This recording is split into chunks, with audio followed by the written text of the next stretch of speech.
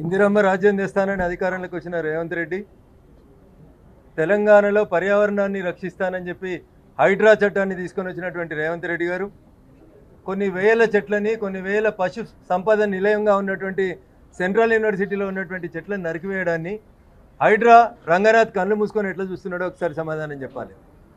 1973లో 2400 ఎకరాలు ఇచ్చి Hyderabad central university అనే ఒక విశిష్టమైనటువంటి యూనివర్సిటీని తెలంగాణ ఉద్యమాన్ని అణిచేందుకు ఆ రోజు కాంగ్రెస్ పార్టీ ఇస్తే ఇందిరమ్మ పేరు చెప్పుకొని అధికారంలోకి వచ్చినటువంటి రేవంత్ రెడ్డి పేరుకు ముందు ఒకసారి పథకానికి వెనకాల ఒకసారి ఇందిరమ్మ జపం లేకుండా బతుకుతున్నటువంటి రేవంత్ రెడ్డి కాంగ్రెస్ సర్కార్ ఇందిరమ్మ ఇచ్చినటువంటి 2400 ఎకరాల హైదరాబాద్ సెంట్రల్ యూనివర్సిటీ భూముల్లో 400 ఎకరాల భూముల్ని మా ఇష్టారాజ్యంగా అమ్ముకుంటామనేటువంటి అధికారం రేవంత్ రెడ్డికి కాంగ్రెస్ సర్కార్కి ఎక్కడుందో ప్రజలకు చెప్పాలి.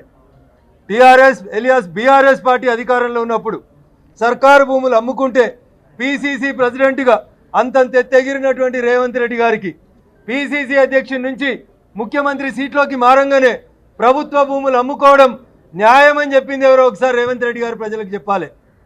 ఆడలేక మధ్యలో ఓడిందన్నట్టు ప్రభుత్వ పరిపాలన చాతగాక అటు రవీంద్ర భారతిలో ఇటు అసెంబ్లీలో నాకు చాతనైతలేదు, నాకెవరు అప్పులు ఇస్తలేరు, నేను ప్రభుత్వాన్ని నడపలేకపోతున్నా అని చెప్పి పరోక్షంగా చెప్తూ ప్రభుత్వ భూములు అమ్ముకునే ఈ కార్యక్రమాన్ని భారతీయ జనతా పార్టీ ఖచ్చితంగా ఖండిస్తుంది.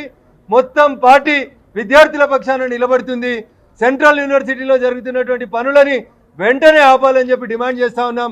కొద్దిసేపట్లో తెలంగాణ హైకోర్టులో పబ్లిక్ ఇంట్రెస్ట్ లిటిగేషన్ పిటిషన్ కూడా ఆర్గ్యూ జరగబోతా ఉంది. అదే రకంగా పర్యావరణాన్ని రక్షించడం కోసం ఎన్జీటీలో కూడా పిటిషన్ వేస్తాం. ప్రజాప్రతినిధులుగా మేమందరం అటు న్యాయస్థానాలను కూడా ఆశ్రయిస్తాం, ఆ భూములను రక్షిస్తాం, విద్యార్థులకు అండగా నిలబడతాం. అదే సెంట్రల్ యూనివర్సిటీలో ఏదో జరగరాంది జరిగిందని 4 సార్లు వచ్చిన రాహుల్ గాంధీకి ఇలా సెంట్రల్ యూనివర్సిటీ కనబడతలేదా? సెంట్రల్ యూనివర్సిటీలో విద్యార్థుల మీద పోలీసుల లాఠీచార్జ్ కనబడతలేదా? ఒక్కసారి రాహుల్ గాంధీ గారు ఆలోచించాలి. జంతర్ మంతర్ దగ్గర ధర్నా అయిపోయినాక రేవంత్ రెడ్డి, రాహుల్ గాంధీ మీరందరూ దమ్ముంటే సెంట్రల్ యూనివర్సిటీకి రండి. ఏ సెంట్రల్ యూనివర్సిటీని వేదికగా పెట్టుకొని భారతీయ జనతా పార్టీని బదనాం చేసేందుకు మీరు గత ప్రభుత్వంలో ప్రయత్నం చేసిరో, ఇలా నీకు ముఖ్యమంత్రి నీ రాహుల్ గాంధీకి చేతనైతే ఒక్కసారి సెంట్రల్ యూనివర్సిటీ గేట్ కాడికి రా. ఆ రోజు ఎట్లొచ్చినావో ఇవాళ ఎట్లొచ్చి విద్యార్థుల పక్షాన నిలబడు. ఇవాళ అక్కడ ఉన్న విద్యార్థులు నీకు సమాధానం చెప్తారు, నీ పార్టీకి సమాధానం చెప్తారు.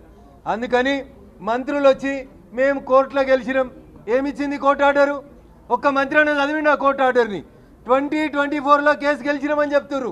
దేని మీద గెలిచిండ్రు?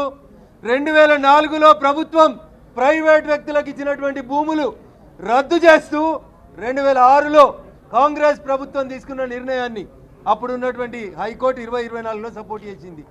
2024లో వచ్చిన జడ్జిమెంట్ నాడు 2006లో కాంగ్రెస్ పార్టీ తీసుకున్న నిర్ణయం ప్రైవేట్ వ్యక్తులకు ఇవ్వాలనే నిర్ణయానికి వ్యతిరేకంగా వచ్చింది. మరి నాటి ముఖ్యమంత్రి ఉమ్మడి ఆంధ్రప్రదేశ్ ఉన్నప్పుడు ముఖ్యమంత్రి ఏమో తెలంగాణ భూముల్ని కాపాడాలంటే తెలంగాణ వచ్చిన ముఖ్యమంత్రి తెలంగాణ భూముల్ని అమ్మాలంటున్నాడు. దీన్ని ఖచ్చితంగా ఆప్తం. భారతీయ జనతా పార్టీ విద్యార్థుల పక్షాన చివరిదాకా నిలబడుతుందని చెప్పి ఈ సందర్భంగా ఈ రాష్ట్ర ప్రభుత్వాన్ని హెచ్చరిస్తా ఉన్నాం.